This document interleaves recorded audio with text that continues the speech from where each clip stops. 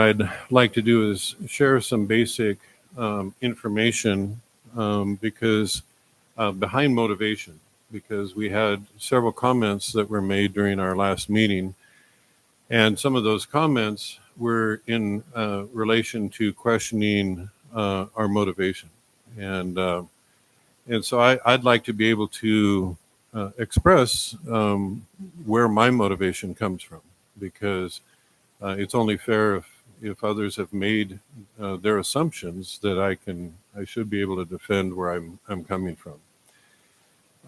There was speculation that we were trying to stop all vaccines, completely unfounded, ridiculous. There was assumptions that we were going to provide misinformation, which was fascinating to me, because if anyone took a look at the references that were listed on the frequently asked questions, which was just designed to be a preliminary document, it was not designed to be the final by any means. Most all of those, the vast majority of those quotes come from the CDC, the National Institute of Health, journals, published journals. I mean, they were just facts that came from respected entities, and so the whole idea that somehow everything that was there was misinformation, then people would have to say, well, the NIH and CDC has misinformation because that's where it came from. And it was actually shocking, because the motivation came from, just as our chairman has said, from the fact that if somebody ignores the fact that public health has a bad image right now, they're missing a point. They're seeing the vast majority of the public don't trust anything that comes from the public realm. Certainly, there's a certain percentage of people who do, and that's fine. But what we're trying to do is repair some of the damage that's been done in the past. And in that attempt, we came up with what would be simply an informed consent. That was what we were trying to present to just the parents that would come to our facilities, not going to be imposed on anybody else, anywhere else, just an informed consent, so that parents could say, wow, I've gotten information, I've been presented with information here that comes from the CDC, which is what we have been providing. And it was an attempt to at least provide information so that they could make a rational decision for their family. And there was one individual who said that it's very unlikely that I have given many vaccines as a family practitioner in my career, which again is completely unfounded, because I explained earlier in the meeting, maybe they missed that portion of it, is that myself and another doctor had an extremely large family practice in Southern California. I'm a native of Idaho, but trained out at UCLA, and had a practice and lived down there for a while. And we had over 8,000 patients in our practice, the two of us, and the vast majority were young families, and I've given thousands and thousands of vaccines in my career. So I'm not anti-vax, and I'm not somebody who's unfamiliar with providing vaccines to a lot of people. But what awakened me, and I can understand their confusion, because there's a lot of rhetoric, there's a lot of emotion, and with distrust comes emotion, and with money comes emotion, because people don't want to lose their money. And I get all of that. But what we were trying to do is increase the image of public health, and that's what I think the board has a responsibility to do. We can ignore this fact and keep going down the pathway and say, oh, we don't care that a high percentage of our populace don't trust and wouldn't come in this building if they were threatened with their life. We can keep ignoring that, but we were trying to resolve that issue by providing information.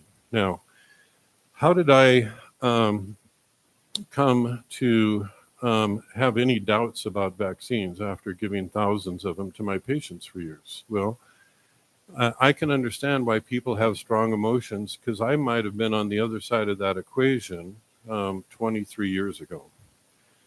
But 21 years ago, I had a personal experience with a vaccine, our family did, that awakened me.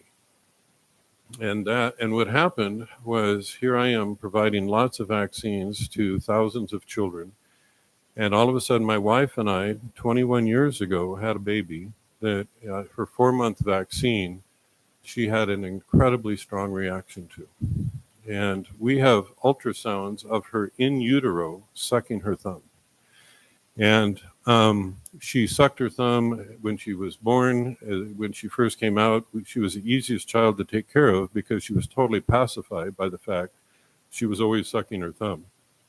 Well, immediately after getting her 4-month shot, she was immediately, within hours, horribly neurologically impacted, to the point where we could not get her to go to sleep. We tried to lay her down in a bed for a nap after she'd fall asleep in our arms. And as we laid her down, she'd start screaming because her whole sensory system on her whole back was on fire. We took her to the pediatrician, and by the way, another reason why we know that she was neurologically affected is because she was unable to find her mouth to suck her thumb.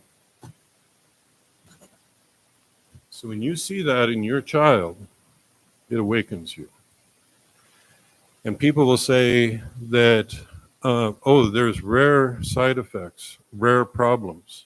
Well, when it affects your daughter, it doesn't become rare anymore. It becomes real. And so we took her to the pediatrician here in town twice, and they said, we don't know. We don't know what's going on. And that's what we were left with. We don't know. Well, that's not very reassuring as a physician, and my wife was trained as a neonatal intensive care unit nurse. And so the two of us have now got a child who can't find her mouth with her thumb. And this lasted for 8 days. It did not change for 8 days. And we knew that this was probably permanent. And we prayed and prayed and prayed, and God on day 8 had mercy on our family. We heard her on day 8. We both happened to be at home, and we heard her awaken from her nap cooing just like she did before the shot. And we both looked at one another. You can imagine it's a little emotional for me, and I'm sorry, but it's my little girl. And we looked at one another and didn't say a word, and went running up the stairs and opened her door. And she smiled at us for the first time in 8 days. And we both started bawling because we got our little girl back. Okay? Now, God has mercifully, completely healed her, and she now has an academic athletic scholarship to college. She's brilliant, totally healed. But there was a high chance that that wasn't going to happen. So now, what I wanted to do is, now that's my past. My past is giving thousands of injections. My past is having a daughter who's severely affected. But I have maintained careful, cautious, balanced approach that I understand there are patients who want to be informed. And I understand there are patients who are going to have their children vaccinated no matter what because they believe the government.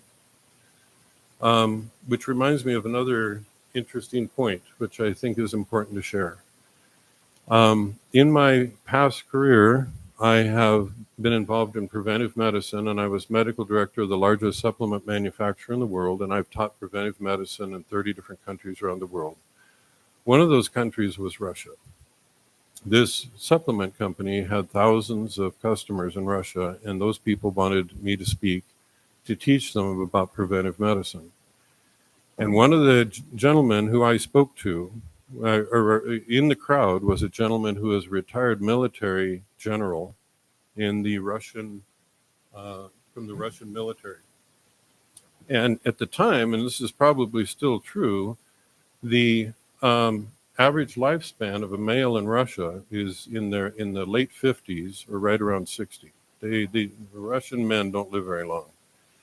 And in fact, it was considered bad luck to wish a Russian man happy birthday on his 50th birthday because they thought that meant death. And so what happened was this gentleman was obese, metabolic syndrome, horribly insulin resistant, had horrible cholesterol levels, and I suggested to him that he consider changing his diet and consider decreasing the fatty sausages that he was eating on a regular basis.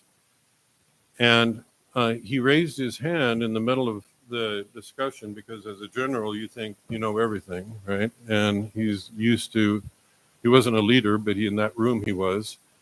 And through the Russian translator, he said, "Oh, doctor, doctor, doctor, no, no, no, no, no, that's wrong." And I go, "Really? How come my information to you is wrong?" He said, "Because if that were true, the government would have told me not to eat sausage." And I thought, that's like amazing, because right now we run into a group of people who say, no matter what I hear, if it's from an official authority, it's true. And heaven forbid you question authority. Well, I was taught to question everything when I went to med school. And I questioned stuff. And so if I want to add and inform our citizens and increase the image of this place, then I guess that's considered really wrong and bad by a lot of people. And I'm sorry. I'm just trying to add information and informed consent. So I would like to make a motion that we create a vaccine review committee, of which I want to have no question about my integrity, not be a part of that committee, so that we can hopefully arrive at some information to provide parents information that there may be positives and negatives that they may want to consider before vaccinating their child.